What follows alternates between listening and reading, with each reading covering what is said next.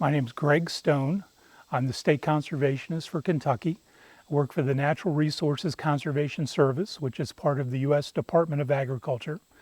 And we have a long and glorious history in the state of Kentucky. Of course, we have offices in every state, but in Kentucky, you know, the birthplace of no-till and a whole lot of other innovations have taken place in Kentucky. So personally, I'm thrilled to be in Kentucky. It's a great place to be.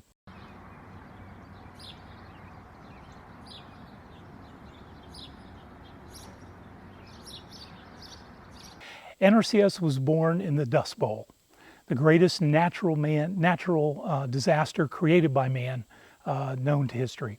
The Dust Bowl was a horrible situation that came out of some very poor use of natural resources. So born as an agency out of that terrible situation, we were tasked with the job of conserving, helping resource owners, helping natural resource managers and people who make decisions about natural resources to help provide them with the know-how and the ability to work in a voluntary partnership where together we conserve natural resources. We are science-based. Our task is to work on conservation issues only on private land. We do not take care of U.S. owned land, Forest Service, Park Service, other folk do that. Our task is to work with working lands, people with private lands. We actually have two different kinds of funding. A big chunk of it is farm bill based. So every time a farm bill is passed, there's a number of our programs that get funded through that. The other part is discretionary funding. There are some programs that we have separate funding for, but those are the two sources, the biggest one being farm bill.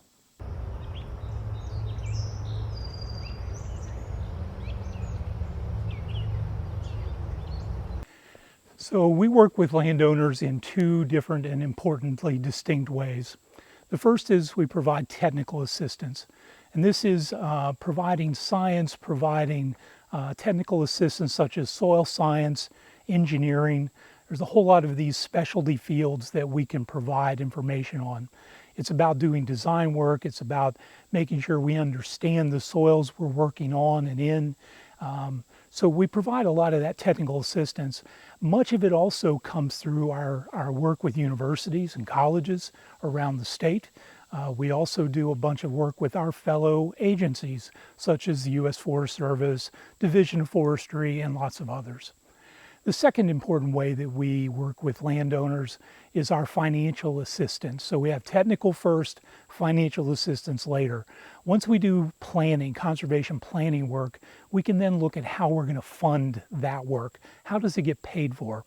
And there are a couple of programs that are really important in helping us help farmers pay for those important conservation activities. The first one is called EQIP, the Environmental Quality Incentives Program, or EQIP for short.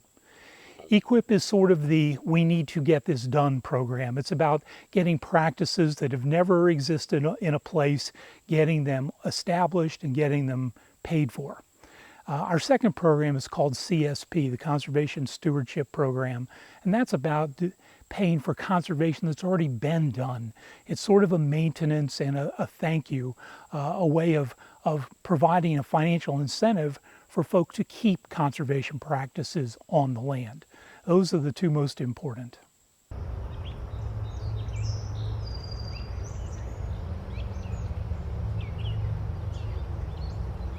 So you'll hear us talk about CSP and EQIP quite a lot. And we have funding pools within those programs, some of which are dedicated to forest only. Because these are competitive programs, woodland owners only compete against woodland owners. So you're not competing with cover crops in the West, Kentucky, where the crops are king. You're not competing with pasture land systems, you know, in the middle of the state, where that's the issue. Forest owners would only be competing against other forest owners.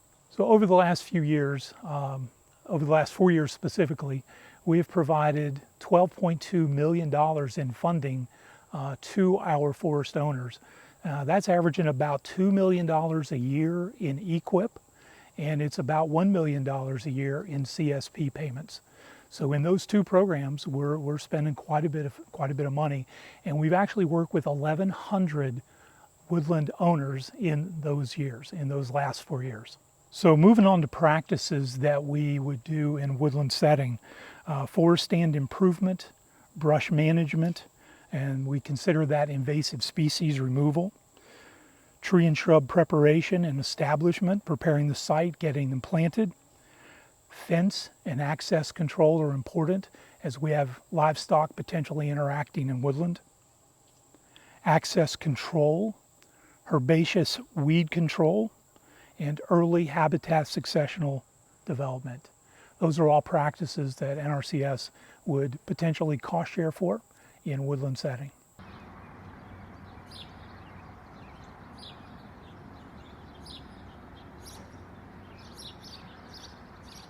Well, the very most important thing, the single most important thing, is go to your local office. Have a conversation with them, talk about what your goals are, what you'd like to do, get a farm plan out of that, get a forest stewardship plan. Planning, the technical assistance always comes before financial assistance for us. So make sure you get that technical part done, get those plans written, all of that. You're going to want a farm and tract number from the Farm Service Agency because you have to become eligible for financial programs before you're going to get a financial program. So get the technical stuff first, get a farm and tract number, become eligible for programs. Then when you sign up, know that those programs are competitive. And there will be scores written, things like that will be done. So, you need to be competitive.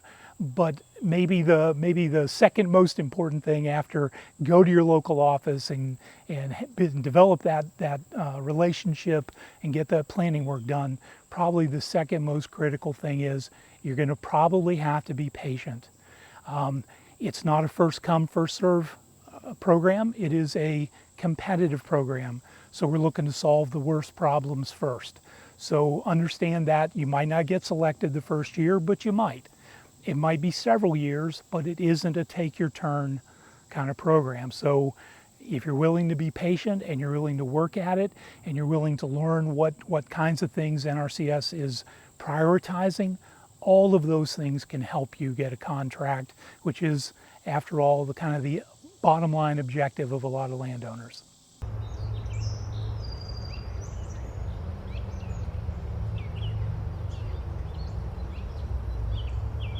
We've been proud to work with Kentucky landowners since 1935. We've got a bunch of history about how to fix natural resource problems. It's a long history, but we've never ever done a single practice on our own. It is always with landowners. We have a cooperative relationship with everybody we work with because we're a voluntary organization. There's nothing regulatory about what we do. If people don't want us doing it, we're not there.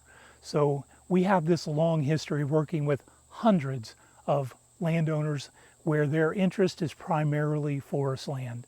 We're excited to be doing that. Some of the partners we work with, Division of Forestry, the Kentucky Department of Fish and Wildlife Resources, the University of Kentucky, the U.S. Forest Service, and absolutely all the local conservation districts. We're proud to have them as partners, and we're really excited to work with many of you. Come to our local offices, give us a chance to see what we can do for and with you. It's a partnership that will be well worth your time.